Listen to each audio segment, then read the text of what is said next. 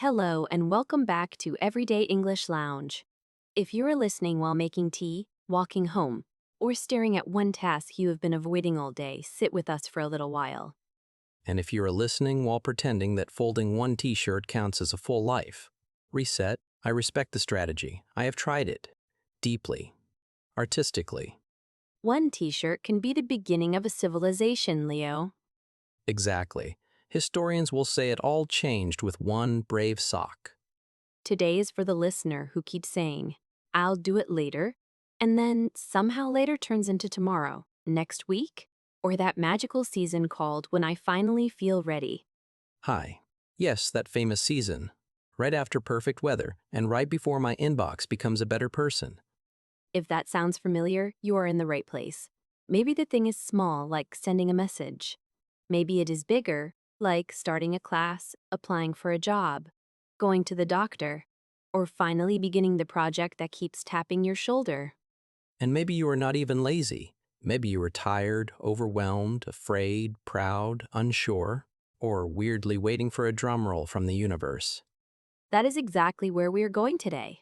We are talking about how to stop putting things off and start today. Not by becoming a machine, not by turning your life into a spreadsheet with no soul, just by finding one real human way to move. We will keep the language clear and natural, and this episode is around B1 to B2 level. If you miss a few words, stay with the feeling and the examples, and come back later if you want another listen. And a small favor early on. If this episode helps you breathe a little easier, you can send it later to one person who also has a task sitting in the corner of their mind like a polite ghost. A polite ghost is generous. Some tasks are not polite. Some tasks stand at the end of the bed and whisper, "Renew your passport." That feels very real. Also, before we go further, if you are feeling behind, listen carefully. You are not behind. You may be paused. You may be tangled. You may be scared. But you are not disqualified from beginning. I needed that line, and I am on the show. You always need that line. True. My tea believes in me, but it cannot fill out forms. Not yet. Give technology a month.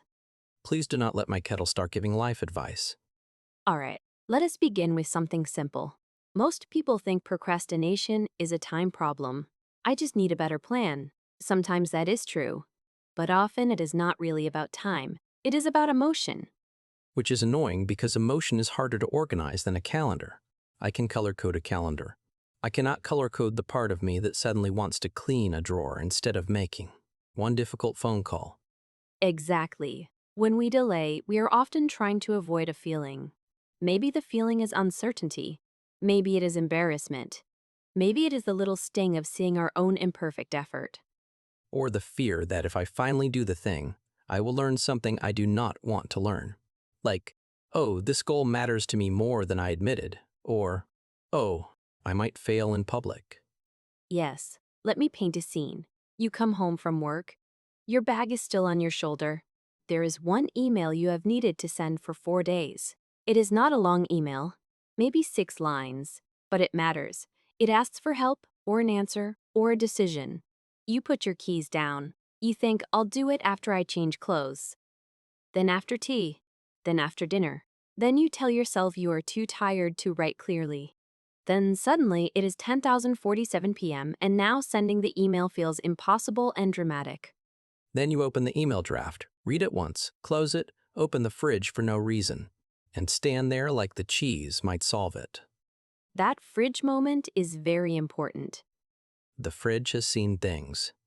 In that scene, the task is not actually large. The feeling around the task is large. The email might lead to rejection or judgment or simply movement. And movement is scary because once things move, they become real. I want to challenge one part of that, though. Sometimes people really are avoiding because they have weak discipline. Not every delay is deep emotional poetry. Fair point. Not every delay is a secret wound. Sometimes we are distractible, underslept, or too used to comfort. But even then, shame is still a bad coach. If you call yourself useless, you usually do not become more effective. You become smaller and more avoidant. That I agree with. I have never insulted myself into wise action. I have only insulted myself into scrolling. There it is. So a better question is not, what is wrong with me? It is, what feeling am I trying not to feel right now? That question slows the whole thing down. If I ask that honestly, the answer is often embarrassingly clear. I do not want to feel awkward. I do not want to feel new. I do not want to feel like a beginner. And for so many adults, beginner is the hidden monster. We say we want change, but we do not want the clumsy stage that comes before change starts to look real. We want the after photo. We do not want the first blurry picture where one shoe is untied. Exactly. So if you are listening and there is something you have delayed, pause in your mind for a second. Do not fix it yet, just name the feeling around it. Is it fear, confusion, pride, resentment? Sometimes we delay things because we never truly chose them. That matters too. That is a sharp point. If I keep delaying something, sometimes it is because I secretly do not want that goal. I want the identity of the goal. I want to say I am the sort of person who runs at 6 a.m. I do not actually want the alarm at 5:35. And that is not failure. That is useful information. Real action becomes easier when the goal is honest. If the goal is fake, your body knows before your brain admits it. So part one is not force yourself harder. Part one is tell the truth sooner. Yes. Tell the truth about the task, the feeling, and the cost of waiting. Because waiting has a cost. Small delays become background stress. They use energy. They sit quietly in your mind while you are brushing your teeth or trying to rest. Unfinished things are loud, even when they are silent. That is rude of them. It is rude, and yet very human. I remember a season when I kept delaying one medical appointment. Nothing dramatic. I just needed to book it. Every day I told myself I would do it after work. Every day I did something else. I answered messages. I washed cups. I reorganized a notebook like I was preparing for a documentary called Woman Avoids Phone Call. I would watch that documentary. The honest reason was not time. I was afraid the doctor would tell me to change a habit I liked. Not even a huge habit. Just enough to bother me. So I delayed the call because I wanted to stay in the version of life where nothing had been confirmed. That is so real. No result, no consequence. If the test is not taken, the story is still open. Right, but the open story was not peaceful. It followed me everywhere. So one morning I stopped making it grand. I sat on the edge of my bed, dialed the number before I brushed my hair, and booked the appointment in less than 3 minutes. I felt silly afterward. Not because it was easy, but because the dread had been taking up 10 times more space than the action itself. I had the same thing with my passport. There it is. The rude whispering task has entered the episode. I delayed renewing it for months because the website looked boring and official. Which, to be fair, it was. But in my head it became a mountain.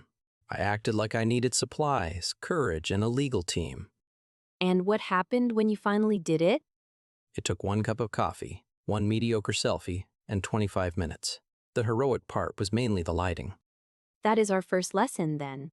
A lot of delay grows in the imagination. The longer we wait, the larger the story becomes. So maybe the first action is not even the task itself. Maybe it is breaking the spell of the story. Beautifully said. Break the spell. If the task has become mythical, bring it back to earth. Call it what it is. This is one email. This is one form. This is one awkward beginning. Not a verdict on your character, not the final exam of adulthood. Listener, that line is for you if you keep making one task mean everything. If sending a message feels like it proves whether you are capable, lovable, serious, disciplined, or doomed, no wonder you are tired. And here is a gentle question for you. What are you making too meaningful? What simple action have you turned into a test of your whole worth? Mine is often writing. If I sit down to write one page and secretly treat it like evidence about my talent, of course I suddenly want to vacuum the lampshade. The lampshade has never asked so much of you. It has terrible timing. Now, once we see that delay is often emotional, the next step is not huge courage. It is smaller than that. It is creating a doorway into motion. Yes, because people here start today and imagine some dramatic transformation. New notebook, new playlist, new personality, maybe a sunrise. But real starting is often plain. It can look almost unimpressive. Open the document. Put your shoes by the door. Wash the dish that lets you cook. Put the phone number in front of you. Action likes a clear doorway. But a stay here because this part changed things for me. I used to think starting small was a trick for people who did not care enough. I thought, if I really mean it, I should attack the whole thing, which sounds noble and feels terrible. And usually ends in avoidance. Exactly, because if I tell myself I must do the whole workout, write the whole proposal, clean the whole apartment, or study for 2 solid hours, my brain says, absolutely not. I would rather stare at a wall. So here's a simple method. Some people call it a 2-minute start. The idea is not that 2 minutes will finish the task. The idea is that 2 minutes gets your body and mind through the doorway. It turns beginning into something you can survive. Important distinction, 2 minutes is not the whole house. It is the hand on the doorknob. Yes, if you want to study English, do not promise an hour. Open your notes and read one paragraph out loud. If you need to clean, do not declare war on the apartment. Put away 5 things. If you need to exercise, do not demand a heroic session. Put on your shoes and step outside. I want to challenge this one too because some listeners may be thinking, tiny steps are cute, but my life is serious. I cannot solve big problems with 5 socks and a glass of water. True, tiny steps do not solve the whole problem. They solve the biggest problem of the moment, which is stuckness. We are not pretending the mountain is a pebble. We are just refusing to sit at the bottom describing the mountain for 3 months. That is sharp. Small is not denial. Small is access. Exactly. Let me give you another scene. It is Saturday morning. You've been meaning to update your resume, or write a statement for a course, or finally begin the application that could change your next year. You sit at the table with coffee. The document opens. The cursor blinks. And suddenly you feel dumb. Not actually dumb, but exposed. Because now you have to write in a way that reveals what you want. The blinking cursor is one of the most judgmental objects in modern life. It really is. In that moment, if you say, I have to finish this whole thing before lunch, you may freeze. But if you say, I only need to write 3 honest lines, something softens. Maybe the first line is terrible. Fine, terrible lines are movement. Perfect lines are usually imaginary at the start. I love that. Terrible lines or movement. That should be on a mug, a slightly chipped mug, to stay on brand. Only if the mug is humble. Humble, but with dreams. I once helped a friend who had been delaying an application for weeks. She kept saying she needed a full free day, the right mood, the right music, the right sense of destiny. She did not need destiny. She needed a sentence. So I said, write the opening line badly on purpose. She laughed, then did it. 10 minutes later, she had a rough paragraph. 2 days later, the application was sent. That is beautiful because it lowers the emotional temperature. When people hear do it badly first, they stop trying to protect an imaginary perfect version. Yes, delay often comes from self-protection. We protect the fantasy by not entering the real work. But the real work is where life actually changes. This reminds me of a man I used to see at a small park near my apartment. Every evening he came in running clothes, but for the first week he barely ran. He mostly walked, stretched, looked at the path, checked his watch, and did a slow half lap. At first I thought, come on buddy, commit. Then a week later he ran a full lap. Then 2. Then he was just part of the evening rhythm. He was not failing at running in that first week. He was building a return path. That is such a good phrase, a return path. Because sometimes the tiny action is not about today only. It is about making tomorrow easier to re-enter. Exactly. He was teaching his body, we come here now, not we become an athlete by Tuesday. Listener, ask yourself this. What doorway would make your task easier to enter? What counts as a real beginning, even if no one else would clap for it? And can you make that doorway visible? Put the book on the pillow. Put the form in the first browser tab. Put the shoes by the door. Put the phone number in a note. One reason we delay is that friction is surprisingly powerful. Yes, we love to think we are guided by grand values. Often we are guided by whether the pen is nearby. That line hurts because it is true. Human beings are not only deep, we are also practical creatures with limited energy. So, reduce the distance between you and the beginning. Also, can we say something about pride here? Because sometimes I delay small starts because they feel insulting. My ego says, "What do you mean just 5 minutes? I am a grown man with goals. I need a serious plan." That matters. Pride can make us delay. We think small beginnings are beneath us. But pride loves fantasies more than outcomes. Humility gets work done. Humility says, "Today I will start where I actually am." Oof. There it is. Pride loves fantasies more than outcomes. My tea is taking notes. Your tea is becoming unbearable. It already thinks it runs the show. Let us move to the third part. Because this is where many people get stuck, even after they begin. Starting once is not the whole story. The real skill is returning after you stop. Yes, because nearly everyone can have one motivated day. The harder moment is day 4 or the week after when life gets messy. You miss your plan, and your brain says, "Well, I ruined it." That sentence has ended so many good things. Not because it is true, but because it sounds final. I ruined it. I lost momentum. Now I have to start over. But in ordinary life, most progress is irregular. It stops and starts. It gets interrupted by work, children, illness, mood, travel, bad sleep, or just plain being human.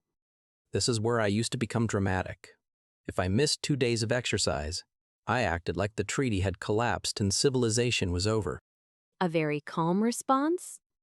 Completely measured, quiet, mature. I would eat toast over the sink and whisper, "Well, that chapter of my life is closed." That is so familiar, though. We miss a few days and then add shame on top of the gap. The gap is manageable. Shame makes it feel permanent. So what do we do instead? We stop calling it starting over. We call it resuming. That one word matters. Starting over feels like failure.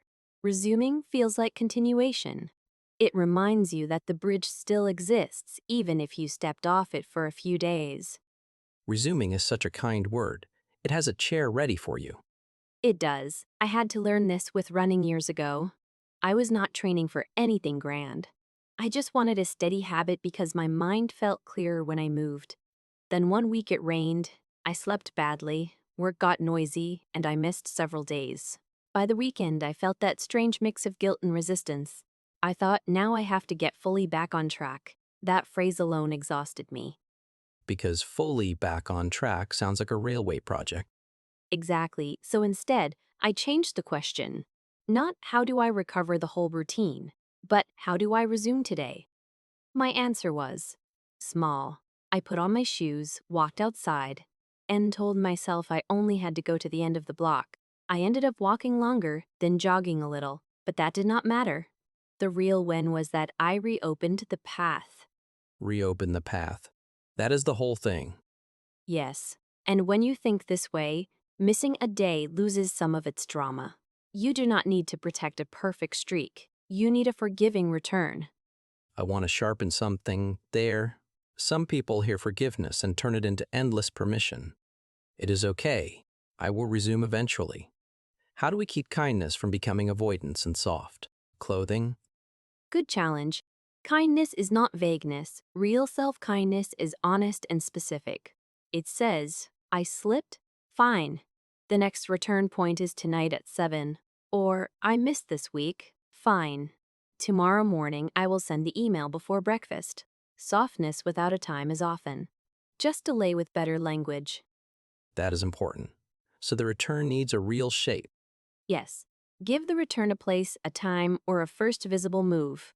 Otherwise, the promise stays foggy. I had to learn that with language study. There was a month when I kept saying, "I should practice again." That sentence did nothing.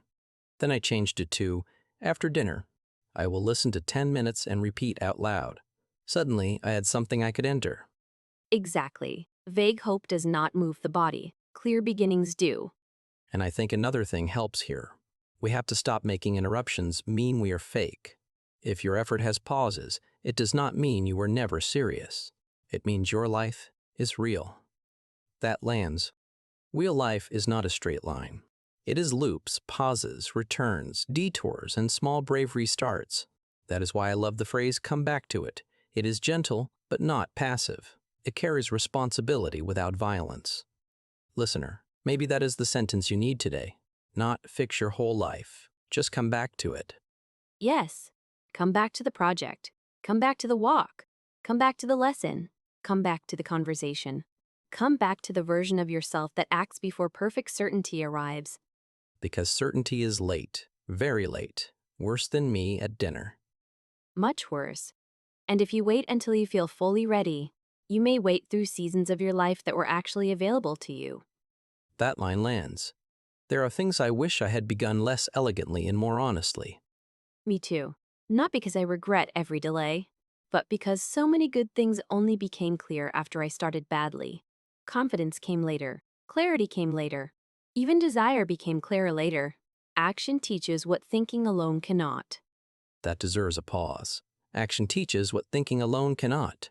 So if you are endlessly trying to think your way into readiness, maybe you are asking thought to do a job that belongs to motion. Exactly. Thinking is useful. Reflection is useful. But some truths only show up when your hands are involved. When the email is drafted, when the shoes are on, when the first page exists, when the conversation begins. I want to offer one more scene because I think many listeners know this feeling. Imagine it is Sunday night. You are cleaning slowly. A notebook is on the table.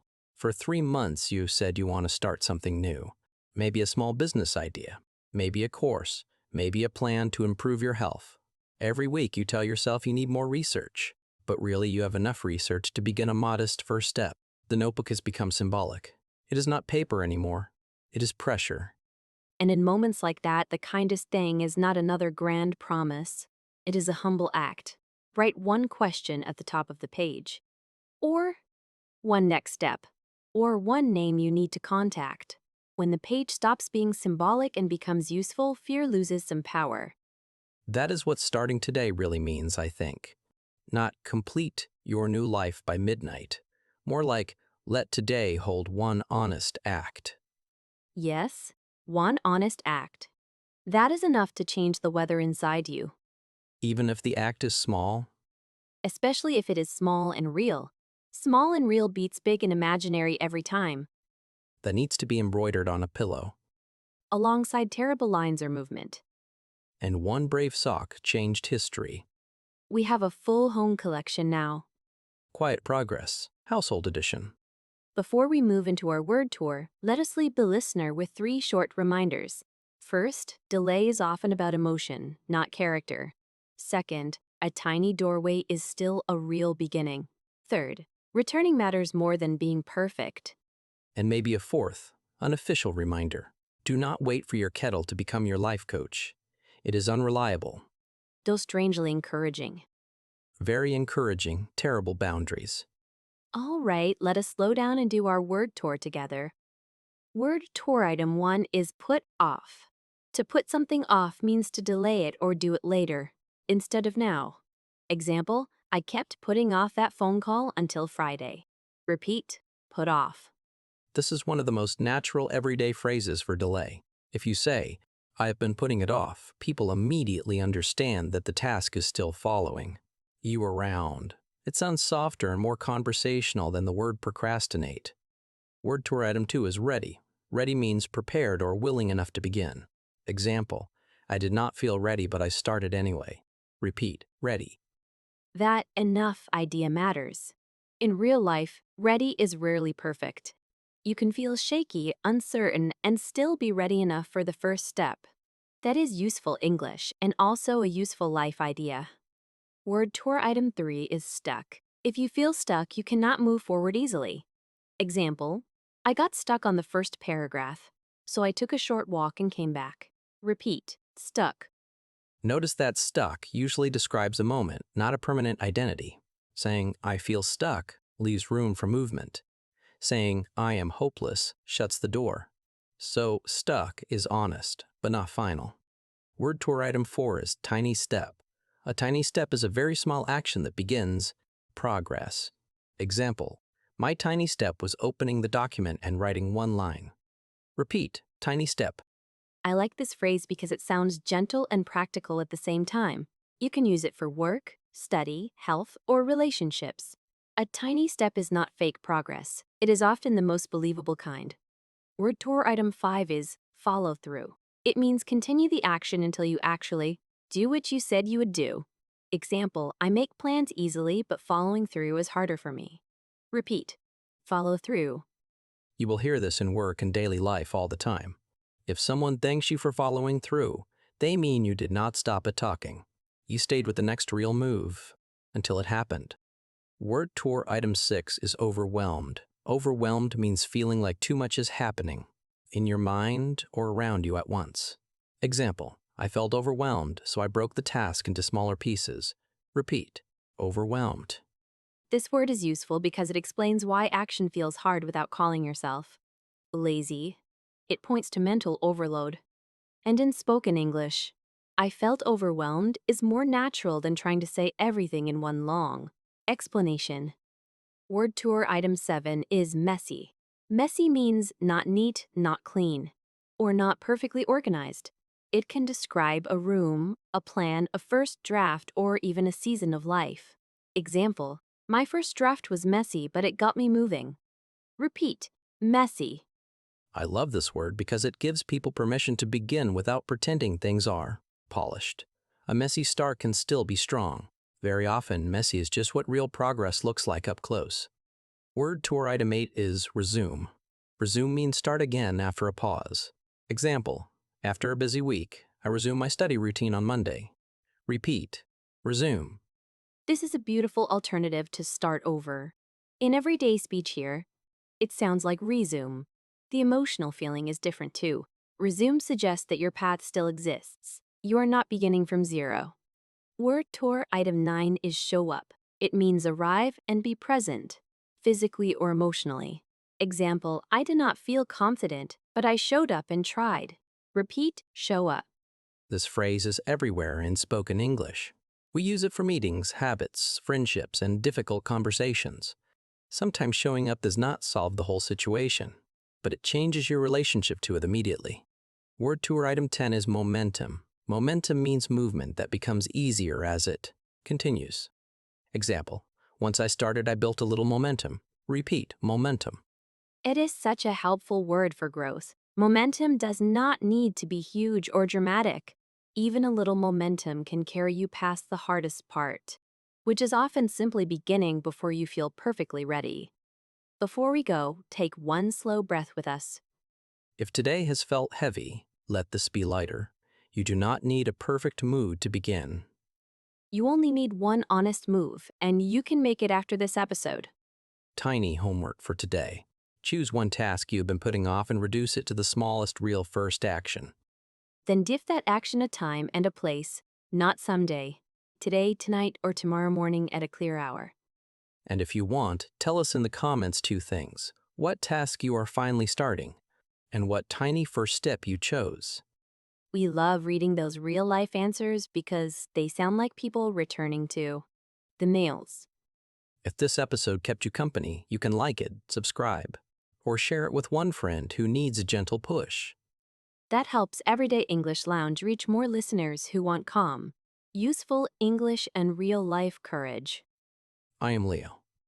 And I am Mia. Start small, start honestly, and if you drift, resume. We will be here when you come back to it. See you next time.